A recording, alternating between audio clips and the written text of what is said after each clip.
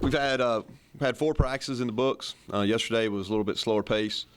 Guys finished up finals. Excited about the group. I feel much more. I feel better. I feel more excited. I like where we're at, especially compared to where we were a year ago. And I know I'm going to get a lot of questions about the quarterbacks. Really like how they're preparing, how they're performing so far.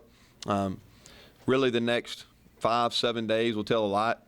We've done a little bit of good work, but we've been real careful because our guys are going through finals, and Coach Corum did a study and really found out that a lot of injuries occur during finals week. So we've been really careful with our guys. So now we're going to pick up starting this afternoon, do a lot of good-on-goods where the quarterbacks put them in some different situations. So I hope over the next 5 or 7 days that one of those guys is going to stand out. I think Coach Stoops touched base on that. Probably you can ask. I probably won't have much else to say about those guys other than if you want to ask about them individually, but I probably won't have anything else to say about where we're at in the position. I'm about to the point where I'm tired of answering the question, and a lot of y'all are tired of asking it. So with that, we'll open up questions. Starts off, Lonnie. How have you been in a situation where you had to overlap with summer school and players had to get up at 5 o'clock in the morning in order to get practice at 6? One other time. We did it the last year at Texas Tech. And to be honest, you've got a lot of time. I think you have 30 practices now. So it's really not that big a deal. We were real conscious about giving our guys academic time because coaches are always in a hurry. That's just the deal. We're always in a hurry. Get better. But the reality of the situation is we've got 30 practices plus a lot of potential walkthroughs. We got plenty of time to get ready for the first game. So we did it at Texas Tech, and that's what I was telling. Obviously Chad and Tommy were there with me, but that's what I was telling the rest of the coaches. Just say it's not that bad a situation. How much of a shock to the body is it to 18, 19 years It's never done before. Yeah, well, getting up early is the good thing about it is our older guys with the previous staff, they practice real early in the morning, which I know put a damper on a lot of your all schedules here the first 4 days too. But really, Coach Stoops did it, so maybe not as many of y'all come. No, I'm just kidding. But it was I think it is a little bit of a shock to their system. Now, what we did, and I thought Coach Edmond and Coach Corum did a really good job of this, is they kind of prepared their bodies for it at the end of the summer. A lot of the team runs or the team workouts started at the same time we were going to practice, so kind of got them prepped for that. Have any of those quarterbacks done anything in these first few days that was different than you saw in the spring? Dramatically different, I should say, that has changed at all how you view them? Well, I think if you look at them individually, okay, and really what I was and what I really wanted to see from the end of April, from the spring game until when we started on Monday, was how much better they improved fundamentally. Because I gave them a lot of things to work on. I'll go through each of them individually and kind of give you one little tidbit. I think Reese Phillips has improved his arm strength. That's something that jumps out to me. I think Patrick Tolles he still has a work to do in this, but he is improving his ability to get the ball out on quick game faster. Drew Barker has made less mental mistakes than he made during the spring, even in the last week of the spring practice. And then Maxwell has shown the ability to throw the ball effectively down the middle. Now, he's still got to be able to throw it outside to the numbers to outside, but he's shown the ability coming off surgery to throw the ball effectively down the middle. You guys said almost every day we talked to you last year that you're waiting for somebody to take the reins on that position. Is there a chance that doesn't happen with this group? No, I think it will. I actually will. I do, Jen. I think it'll happen. And I think it'll happen. We're going to start getting into more 11-on-11 work, and I do anticipate it happening. The good thing is, and I know y'all are tired of hearing me, y'all been on the banquet circuit with me and all that, is we are going to be better at that position. We're going to be significantly better at that position we were last year, and a lot of that has to do with year 2 in the system. A lot of it has to do with we're going to be better around them at running back. Our O-line's matured. Everybody's back. We're going to be more talented at receiver. We still have a little bit of ways to go at that position, but we're going to be more talented, and they're going to be fundamentally more sound. What do you mean when on your quarterbacks when you say you're going to turn up the heat on them? Well, what we've done is basically verbally I've challenged them every day in certain areas. Okay, and I'm coaching them harder earlier in camp. to perform at game level. And I'm asking them to make quicker decisions. We've put in a little bit more third down training and some of that stuff earlier in camp, but it's more of me placing pressure on them. In the spring, I took this approach. Hey, we're going to have fun. We're going to enjoy this. And focus on getting better. You individually getting better. That's what we focused on. Now I'm telling them, hey, we're looking for a guy to win the job. Go win the job. And everything that you do during the course of a practice is getting judged. So, yeah, you better have fun with it, but understand that we are keeping score. With how many running backs you have, should we still call this offense the air raid? Now, that's kind of the label that's put on it. I don't know. I think all the coaches within this offensive family, I think it got labeled that back in the 97 or so, and all the coaches that are in this family still use that. I think if you look at it, the offensive guys that are in the system, I think everybody now is putting a premium on running the ball. I talked to Tom Leach earlier today on his radio show, and I really believe this, and it said a lot. But in this league, to win big, to win like we want to, is you've got to be able to successfully run the ball when they know you're running it, and you've got to be able to stop the run. And we ran the ball effectively at times last year, but not so much when they knew we were going to run it. And we've got to get better at that. I do like our depth at running back. JoJo and Braylon picked up right where they did at the end of spring. Those guys, I'm really pleased with them. Josh Clemens, if we can keep him healthy, I'm excited about it. He's going to be a load for second-level defenders to tackle. I mean, he's a big, strong kid. You'll see that today when you see him. And the two young kids have a ways to go. Stanley is really electric with the ball. He's got to get a whole lot more detail-oriented. Mikkel has made a big jump, really matured, changed his body. I'm excited. He gives us, along with Josh, he gives us another big kid. Neal, can you talk a little bit about Darryl Long? What have been your early impressions of him?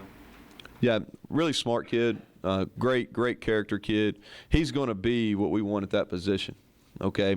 Is he right now? Probably not. He may be a guy that probably needs a red shirt. He probably will tell you that. But he's long. He runs well. He's eager. I think he loves to play, which I think is always the most important thing when I'm judging guys. That's the hardest spot to learn. What we're asking, Darryl Long, Stephen Borden, Ronnie Shields at that position, it's the hardest thing to learn because they got to understand they got to know what to do as a slot receiver, as a fullback, and as a tight end. So, he's learning, but I do like his skill set. Have you played this year because of the depth? Well, I think it's too early to tell. I think that'll be probably a question a couple weeks down the line. How important is the play of your second-year JUCO players like Borden and Blue going to be this year? Yeah, well, it's going to be important. I think Javis is in line to make a big jump just because there's going to be less thinking. He's fast. He didn't always play as fast as he really is last year just because, think about it. He had his first practice the first week of August, and then we played, and that is tough. So I think you'll see a jump in him. I wish he could have gone through spring, but that's part of it. Borden is a guy that really one of the objectives for me coming out of spring or coming in out of fall camp. I call it fall camp really first couple weeks is finding what he's best at. Let's use him the most effective. Is he the most effective as a fullback, not inline tight end, or a slot receiver? And let's find because he's got a really good skill set. He can run. He's big. He's strong. And I've got to put him in positions where he can be successful. You said after the spring that the running backs had a 90% catch rate, which was really good. I mean, how much do you? Well, that's what we want everybody to have, Jen. They were higher than that, actually. They were higher than that. But go on, I'm sorry, I didn't mean to cut you off. How much could they be a part of this air raid? Well, they need to be. There's no question because if you look at it, they're some of our more talented kids, and we've got to get them involved in the pass game. And that's been a huge emphasis with the quarterbacks. Is we've got your running back should be your best friend in your pass game, okay? Because if anything in the pocket breaks down, or if they do a good job covering your primary combination, you've got to be able to find your running backs. And you look at teams that are really successful passing the ball. You can look at what we did at Texas Tech or what any of the top passing teams are doing in the country. Their running backs always have a lot of receptions, and they always break the first tackle, whether it's they make somebody miss or they run through an arm tackle. You mentioned Drew making fewer mistakes than he was in the spring. How did he benefit from kind of going through with that last spring and being here? Well, I think it's huge. I think not only for Drew, but if you look at the guys on offense that we had that went through spring, you look at Drew Barker, who able to go through spring all summer. He's really matured. He has a much better understanding, not only what we're doing on offense, but how defenses are trying to defend us. Mikkel Horton, being here in the spring, going through some growing pains. There were some tough times for him in the spring because he struggled at times, But he was able to go through summer again, and I've talked about this a lot. The new rules were hugely beneficial where we could meet with those guys a little bit each week. But he was able to learn what to do. Now he's less in a learning mode, more in a detailed technique mode. And the same could, like Thaddeus Snodgrass has made as big a jump in this first week of practice as anybody we've had. I'm talking about from where he left the spring, because he didn't perform that well in the spring game, okay? But he's really studied. He's worked hard on his body, worked out hard on his route technique, all those things, and he's made a big jump here in the first week of practice. And TV Williams is a really football smart kid, and and he had a good feeling what we were doing in the spring, and that's carried over this fall. What do you expect to get out of Dorian Baker and Garrett Johnson at the receiver position? Well, we're going to need those receivers to come in and play. Garrett started off a little slow, had a really good practice on Wednesday. He's a guy that'll play in the slot for us. Could play outside, but probably we need him more as a number in the slot. Was really well coached in high school. He's got a good feel for the game. Knows how to play the receiver position. He's quick. Gets in and out of his breaks really well. Has ability to make a play after the catch. Dorian Baker and Blake Bone both are big guys. We lacked length, and that was one of the main priorities in recruiting. And it will be a main priority going forward, is we need length, because everybody can run in this league. Everybody runs well. Every defensive back we're going to play in this league runs well, but everybody doesn't have 6'3" or above playing corner. So, and you can make a lot of those tie ball situations goes to the bigger guy. So Dorian Baker's been impressive. I think Coach Stoops hit on that too. He's been impressive the first week, and he's put himself in a position to compete for playing time. And the same can be said for Garrett and Blake. What about a guy like Cunningham who has size but didn't play last season? Is he? Yeah, he's improved. I think this competition's been really good for him. And I like he was really effective. He did a nice job in the spring, got better. He's done a nice job academically, bouncing back from where he missed last year. He's getting pushed. We need him. He's a guy that we really need to step up in this camp and be able to make plays and give us snaps at that position. As an offensive coordinator, would you rather not see Timmons return kicks or punts? Well, I'm good with it, because field position's a huge part of the game. And we feel like he's one of our most skilled athletes. He's, if not the best, one of our best guys with the ball in his hands.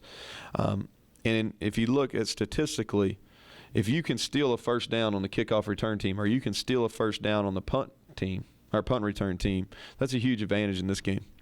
You listed the third and fourth offensive tackles as a question mark this summer. How do you Yes. feel about that a week in the camp? Well, I think it's probably a little too early, because we've only had one really padded practice so far. I think Tevin Eatman is more comfortable at tackle than maybe I thought he was. He had 15 practices in the spring, and I think he could be a legitimate option for us there. And then Kyle Meadows really benefited from his redshirt year. I'm excited to see how he progresses over the next 2 weeks. He's a guy that we really need to come and make an impact. What about Badette and Montgomery? Where do they stand right now? Badette's coming back from his injury. He's been practicing. He is, I think, mentally and just understanding how to play the game night and day ahead of where he was last year. And that's really, I've spent, the last day or two, I've really watched some video of some opponents that will play this year, and just watching our game over again. And just watching Jeff this week in practice and then comparing that to where he was last year, just way, way ahead, much further along from a mental standpoint of how to get open on routes and how to win on leverage, those type of things. So pleased with his progress. Alex is yet to practice, and we're we have a whole lot of trust in our medical people, and we always make medical decisions based on what's good for the team, but more importantly, on individual basis, what's best for that kid. And we're not going to put him in the fire until he's ready. And he's still going through that rehab process. A lot's been made on ACL injuries. I still, I really believe they're year-long injuries, from post-op. Now, some guys come back earlier, and you're in a position where you get released. But mentally, physically, I think it really takes a year. And I think he's probably ahead of that curve a little bit, but we're being cautious with him. You have him at number 1 one at that wide receiver spot on the spring depth chart. Who's sort of taken over that position while you're waiting for him to recover? It's been by committee a little bit. I think we're waiting for somebody to jump up and take that. We can always play the tight end spot there too. So Stephen Borden and Ronnie Shields are getting some reps there, playing Garrett Johnson. Cameron Fogle is a kid that walked on from Conner High School, was Drew's leading receiver when Drew was a junior. He's done really well in fall camp so far. He's a potential option there. We could always DeMarco's a guy that's really flexible, that has a good understanding of what we're doing at all those spots, and we can move some guys around. What area would you like to see the most improvement from now until that opener? Yeah. Well, I'll tell you this, and I hope this answers your question, is really what our three goals as an offensive staff is for our unit is number one, improve our tempo. And I've got a saying that right now that's tempo above all. So we want to improve our tempo first. Secondly, we've got to get fundamentally better at each position group and then as an individual player. And the third thing is we got to develop a mentality. We got to have a more offensive mentality. We've got to be able to overcome adversity. We've got to expect to convert third downs. We got to expect to score touchdowns in the red zone. Okay, so those are our three goals. If you want to break it down a little bit further, I think one of the key things for us moving forward, there's a couple things. And so when I look at it, how can we make big jumps statistically? And if you make big jumps statistically, you're gonna change the outcome of games. Is the two givens are holding on the ball, which is something we did a really good job of last year, and we emphasize that on a daily basis. I think that's a coaching. And then penalties, we need to reduce our penalties. Especially unforced error penalties, procedure penalties, those type of things, delay of games, anything like that. So those are givens. And then what we've got to do is we've got to be better on first down. Drive starters and first down. First play of the drive. If you go back and kind of look through my career, our staff's career as an offense coordinator, if we've gotten a first down in our initial drive, if we've gotten that first down, we've been pretty successful. So I want to see us be much better on drive starters and then much better overall first downs. Because last year we weren't very good on third down, and that's the truth. But a lot of that was due to us not being very good on first down. Most teams aren't going to be very good at 3rd and 7 or longer. What's the biggest hindrance to playing at the tempo you want? And hindrance, what do you mean? Like is prevent? Okay, not getting first downs. You've got to get the initial first down to play fast, and that's what happened to us last year. We weren't getting first downs, so then you can't just say, okay, hey, I'm going to play fast regardless, because if you do that, then you just continually put your defense in bad situations, especially if you're not very good. You know what I mean? So now we're better. I think we got more skill. We got a better understanding what to do. But the important part is we've got to get the initial first down. Once you do that, you can get the defense on their heels. You said you regretted a little bit last year, trying to maybe overcompensate for some of the lack of talent with tinkering and trying to maybe out-scheme some people or trick people. How much more will this be able to look like the offense that people have seen you run? Yeah, well, it'll be close, but I think it's also important, and I've got that question a bunch, and the more I think about it, I think it's important. We will look closer. We won't look exactly the same, but it's also important to understand that offenses must evolve. We must evolve. We were great in 2012 at Texas Tech. That's true. But, if we did the exact same thing in 2014, I'm not sure it would be as successful because the defenses have evolved. So we've got to continually evolve. But I do feel like, right now, and what I talked about in the spring, and what after going back and really looking at everything that we did over December and January, we tried to out-scheme people and overcompensate for areas where we were maybe less talented or didn't have the depth. And if I had to do it over again, I think I'd just go back and really focus on tempo and fundamentals, and that's kind of where we're at. Those goals I gave John, those were 1 and 2. Two-part question. All right. One is last year you averaged 64 plays per game. Don't remind me, Lonnie. You want to get to it?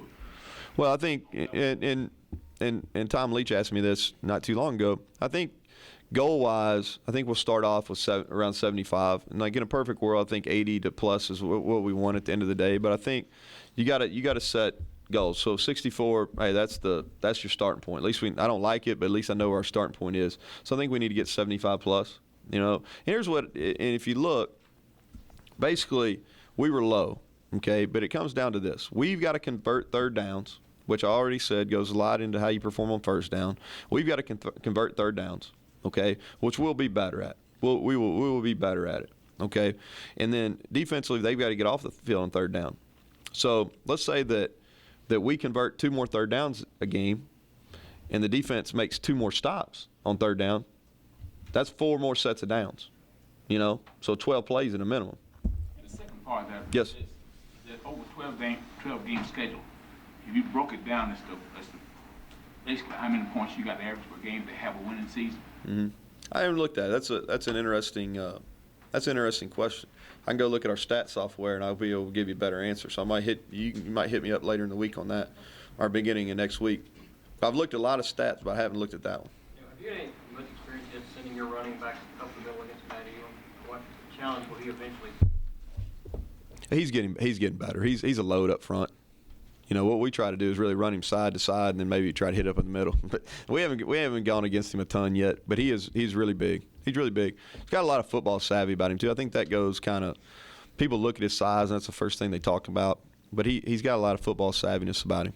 Everybody talks about Bud and Darius. Are there any defensive guys that are causing you guys trouble or that you have to account for right now? I think A.J. Stamps has had a really good first week. He sticks out. We're definitely better at corner. Just from a technique and depth standpoint, they can run more guys out there. Jason Hatcher is an issue in pass protection too. He kind of gets overshadowed. Josh Force is a guy I think's improved.